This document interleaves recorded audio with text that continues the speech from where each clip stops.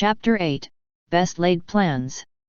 2325, October 31, 2015, Unknown Location. The room was dark and almost devoid of furniture, save for an almost featureless desk and chair. The room might have been mistaken for a long-forgotten office or storage room were it not for the lack of dust combined with the well-dressed man who stepped into the room. Out of long-ingrained habit he sat in the seat after straightening his tie. His posture was ramrod straight as he pressed a seemingly random spot on the desk before tapping in front of him as though he had a keyboard. The wall across from the desk flickered as power fed into a monitor hidden in the darkness.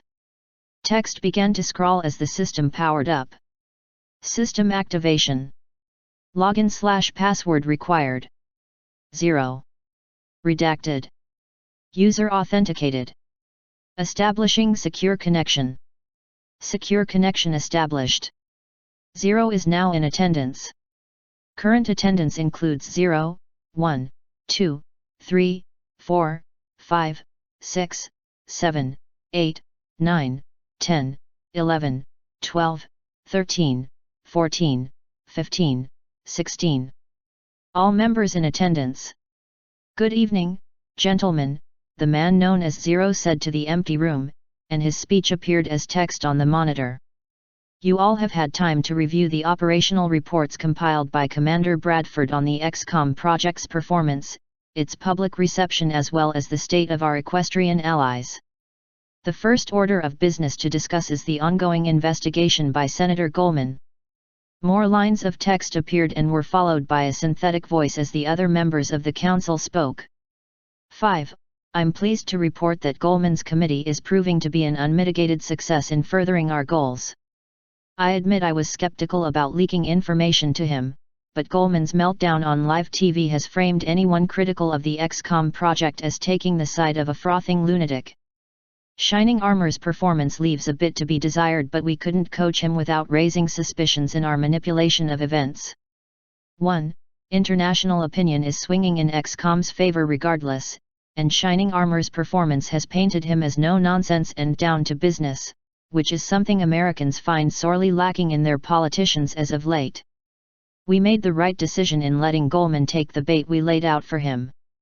If Prime Minister Renfield's investigation wasn't overshadowed by the senator's showboating, we would have a real problem on our hands. 2. Agreed. After that debacle on the tele, Renfield is distancing himself from the investigation and Goldman, and he's taking a more moderate stance on XCOM. 16. At this point I think Goldman has outlived his usefulness. Perhaps it is time for the good senator to have some well-documented financial transactions with the cartel.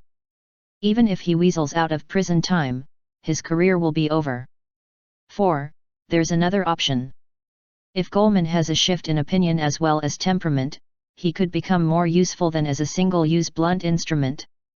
14. Redemption. I think you've immersed yourself too much in the equestrian culture. 4. There's nothing stopping us from trying this method. Furthermore, even if it fails, we have a backup plan to thoroughly discredit him. 14. Before we decide Goldman's ultimate fate, it should also be noted that Commander Bradford has not given any indication that he is aware of our manipulation of these events. Whatever powers he may possess, they do not provide him with information that he does not have reasonable access to. Despite his performance strategically and tactically, he isn't omnipotent. 13. Yet. 10.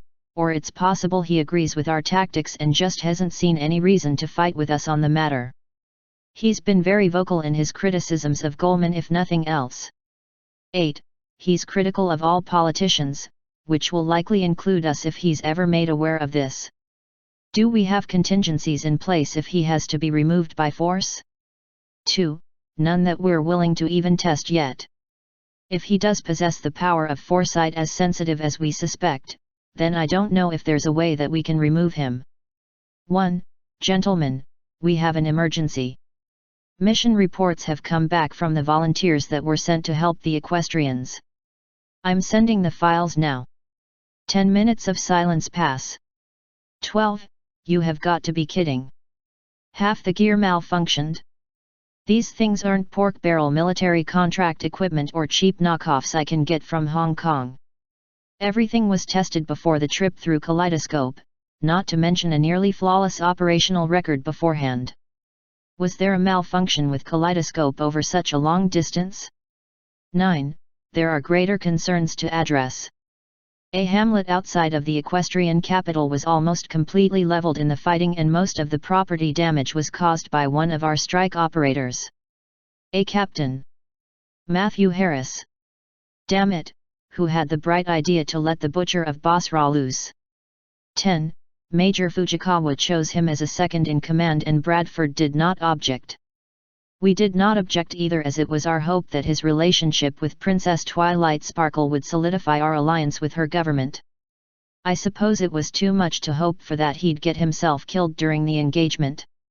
We could have used him as a martyr to gain sympathy with the equestrians and cement Twilight's support for the war. 9. Relationship with Twilight Sparkle? I thought she was kept in a cell during her time on Earth. 1. A development your predecessor was aware of. She developed affection for Matthew during her stay here, though it was one-sided.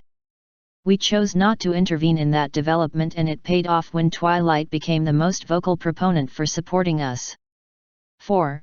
Thank God for Stockholm Syndrome. 7. We're getting off track. What I want to know is how Captain Harris managed to level a town without air support or explosives. 4. That is the right question to ask, and I think it may be related to why the majority of our equipment failed. Illyrium reacts significantly when in the presence of a gifted individual while on Earth, and the same is true for their world. The difference is the field that the gifted individuals draw their power from is significantly more fluid there, which allows for easier access. Illyrium exponentially increases an individual's ability to draw and manipulate that energy. Their bodies often cannot withstand the strain. 3. Where are you getting all that intel? 4. After Captain Harris was retrieved from the field, the equestrians went to Major Fujikawa and Nathan Hamill, the chief engineer for the volunteers in the field. After impressing upon them the alarm they felt at the situation, Hamill explained our findings about Illyrium and its relation to the material they identify as arcanite. 7. That was kept confidential for a reason. Twilight Sparkle stated that use of the material was banned and that all the stockpiles were destroyed. The knowledge that we use it for just about everything might jeopardize our relationship with them. 5. Considering they built their capital on top of a mountain made of the stuff, I think it might be a safe assumption that the common story that their arcanite storage was destroyed was spread to dissuade the ambitious from looking for it. On that note, we need to figure out how to pry that loose from the equestrians. If their world is as rich in the material as alluded to in these reports, we may no longer have to strip the alien ships for every ounce of Illyrium just to make ends meet. 4. That's a topic for another time.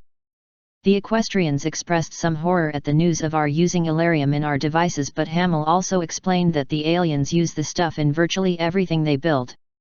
This begs the question, why haven't they experienced any of the problems with their hardware that we have? 1.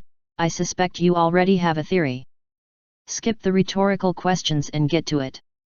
4. There's terabytes worth of data on all the alien machinery we've torn apart, and while we have been able to identify and replicate about 75% of it, the small percentage of the machinery that we couldn't find any plausible explanation for was stripped out of our prototypes and production models.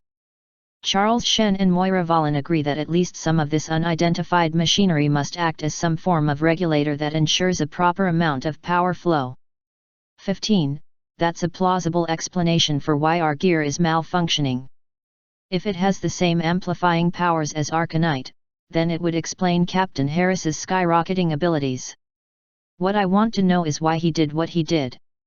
Go listen to his radio logs. That laughter will haunt me to my grave. 4. There is an explanation for that too. Given the equestrians' reaction to the events, fear of our equipment and sympathy for Captain Harris, I strongly suspect that something like this may have happened in their past. Their mythology describes a King Sombra as a unicorn that went power mad and nearly destroyed his own kingdom, which was known for its crystal formations, I might add. There's also Princess Luna. 6. Princess Luna? Do you think she and her sister use Arcanite to move the sun and moon around the planet? 4. Unknown at this time, though during her 2 attempts to usurp her sister and assume sole leadership of her world she was described as a pitch-black alicorn as opposed to the blues she currently has now. Sombra apparently no longer has physical form but is described as a ghost made out of black smoke and energy. Before this is dismissed as mythology or campfire tales, both Sombra and Nightmare Moon were encountered and witnessed by dozens of equestrians within the last 2 years. It sounds a bit too much like what was happening to Captain Harris. 1. Sergeant Jenkins reported Captain Harris's body was in the process of being consumed by black fire. Substantial trauma was sustained to his left arm in the process. Are you saying he might have been turned into something like those creatures if left to his own devices? 4. The changes in physical appearance are the least of our concerns. As I mentioned, Sombra tried to destroy his own people, though he sounds like a typical tyrant trying to consolidate his power. Apparently Luna became Nightmare Moon when she felt unappreciated because she ruled the night rather than Celestia's day. According to their records she attempted to plunge their world into eternal night. Worst case, this could mean she tried to instigate an extinction-level event by pushing the star away from the planet. 8. Mother of God. How is she still in power? 4. It all ties back to Elarium and Arcanite. We don't have CAT scans or anything to refer to, but I suspect that the cost of such increased power results in the suppression or damage to the impulse control centers of the brain. She was apparently freed from the influence of the substance and returned to her normal self. Until we can get more information, that's the only explanation I can think of. 13. All those theories are sound, but there's one thing that is still unexplained.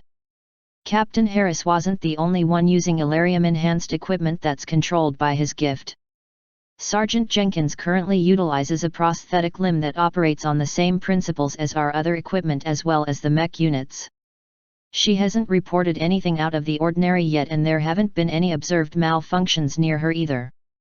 2. That is an excellent question. We really should get both Sergeant Jenkins and Captain Harris back to Earth for a more thorough examination.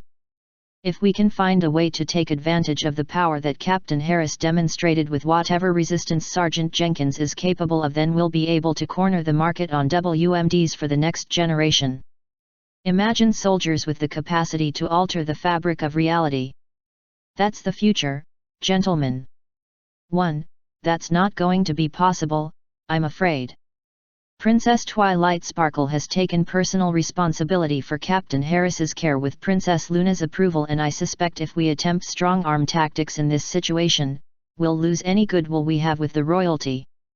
Sergeant Jenkins' familiarity with Twilight would also make her removal from the situation problematic. We may need to simply wait and pray that if they die in the field, enough will be left for us to study. 9. I'm also seeing some preliminary findings from Dr. Shen and Dr. Valen on the energy field surrounding Earth and the equestrians' home world.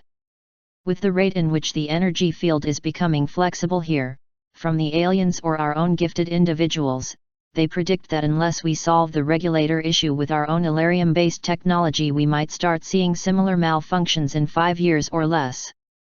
10. That is certainly a problem, but we do have a more immediate one. The strike volunteers are currently stuck with last-generation weapons, and even if we unpack the carapace armor from storage, they will be hard-pressed to match the elite troops the aliens are deploying. If we can reverse engineer whatever components the aliens use in their hardware that allows them to use their equipment without side effects, that will immediately help the volunteers and will hopefully solve the long-term problems that will show up on Earth. Greater than 10 has called a vote. Redirect research and engineering resources to develop regulators for Elarium tech. Yes votes, 17 total, no votes, 0 total, 0 abstain. Proposal accepted. Excellent, the man known as Zero stated. While the injuries sustained by Captain Harris are unfortunate, his performance in the field has opened up several new possibilities for the future development of XCOM personnel and technologies. I am also confident our relationship with the equestrian government can be strengthened, but only if further incidents of this nature are curtailed. Chief Engineer Hamill's decision to disclose the secrets of Alarium resulted in further developments, but sharing such information should not be allowed in the future. 4. I have to agree, I'm afraid. The Equestrians are forgiving, but I suspect even that might reach its limits if they ever find out what we do to the aliens we capture. The mech systems are just barely skirting this side of legal in their courts, and I suspect if we end up deploying them in the field it will cause some controversy. If there are no further topics, then this meeting is concluded. Efforts will be made to steer Senator Goldman to a more moderate position or remove him from power if he resists. Research will be made to ensure the safety and stability of Alarium technology on both theaters of operation. Orders will be passed down ensuring strict secrecy to prevent any conflict with our allies. Are there any questions? One by one the councilman disconnected without a word, and Zero followed suit. The moment the disconnect message appeared on the screen, he tapped another place on his desk before clasping his hands before him. Good evening, Commander.